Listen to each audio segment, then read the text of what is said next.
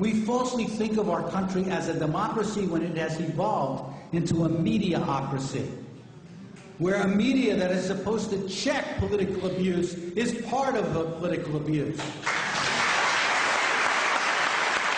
These commercial entities now vie with the government for authority over our lives. They are not a healthy counterweight to government. They are as big as or bigger than government, and they work closely with government. The most powerful special interest in Washington today is the media, because not only do they give money and lobby and do all the things that industries do in Washington and companies do, but they, of course, control whether or not a politician's mug gets on the tube. Now, that's power. That's the ultimate power in a political realm, is controlling perceptions.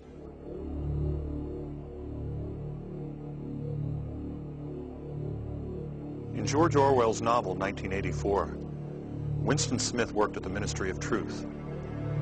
But his job was not to ensure that truth was preserved. Quite the contrary. His job was to alter past news stories so that the version of the truth given by the ruling elite, the party, was never contradicted. If the party, which Orwell called Big Brother, lied to the people, a quick check of Winston's altered records, the only remaining records, would prove that the lie was true. Can lies become truth? Could a media system controlled by a few global corporations with the ability to overwhelm all competing voices be able to turn lies into truth?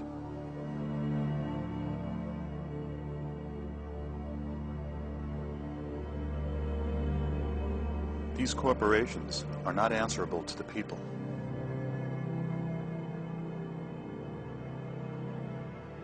Only the politicians can regulate them. Could corporations possibly buy politicians with campaign contributions? Contributions so large that the politicians would allow unregulated corporations to go about their business of eliminating less powerful voices until only one voice remained. One truth. This documentary actually started 20 years ago when I was in graduate film school. It was around the time of the hostage crisis. It seemed to me at the time that the way the news was being covered was changing, and that this was typified by Rupert Murdoch's New York Post. So I went and I interviewed the editor of the New York Post on video, very primitive video. Do you think that you people increase public panic sometimes about shortages? Is it possible? Yeah, yes. I think that's where that's where the panic starts, through the media coverage, through newspaper coverage, television coverage. Do you think that the New York Post tells the true story? Well, sometimes you cannot depend on the media. I think what they create is they create like gas. You can create a panic, right? New York is a tough town. Can be very abrasive. And I'm not a great believer in adding to anyone's anxieties. Peter Mitchellmore was quite candid with me that day. Later I found out why. Yes, go I on. became rather incompatible with the newspaper. The paper's fine, it's selling well, but it's not my kind of newspaper anymore. That's it. That day in 1980, we spoke about the hostages and the new phenomenon of the never-ending story.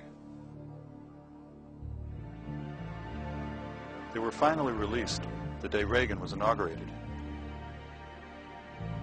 I didn't think anything of this coincidence at the time. 20 years later, a series of extraordinary events took place.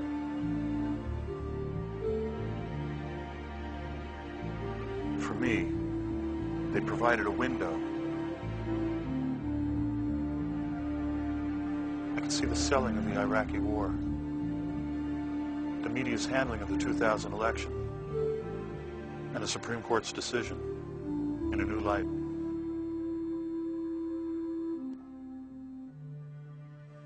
The question became whether there was a pattern in the way stories are covered and then dropped.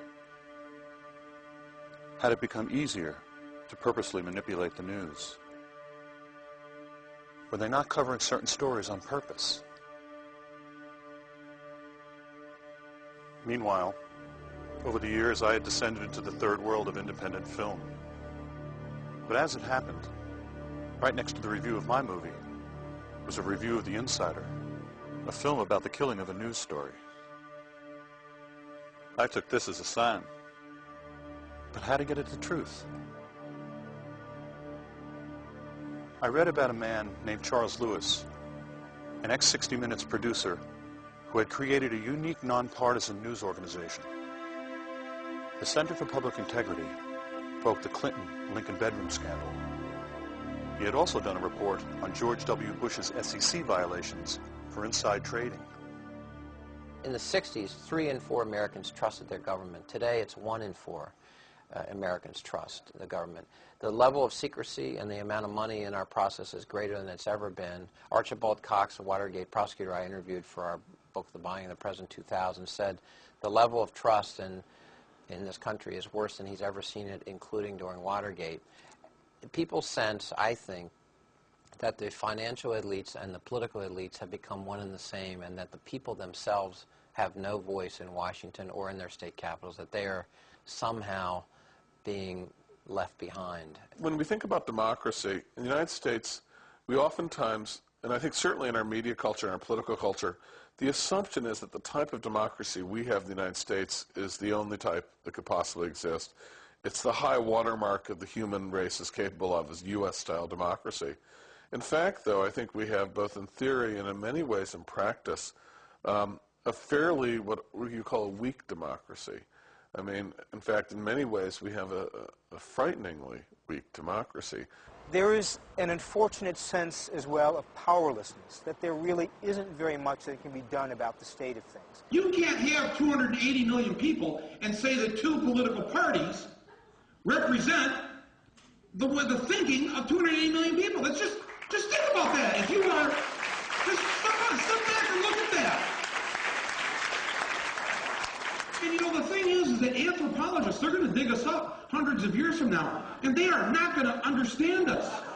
No, seriously. And we've made a huge mistake inventing film and videotape because we're leaving behind a record of ourselves. We have a situation in which a significant percentage of the population doesn't vote, doesn't care about the issues, is tuned out entirely, is what we call depoliticized. In fact, we have a rate of depoliticization in the United States that must make a tyrant like in Indonesia envious. They say, how can I get one of these veg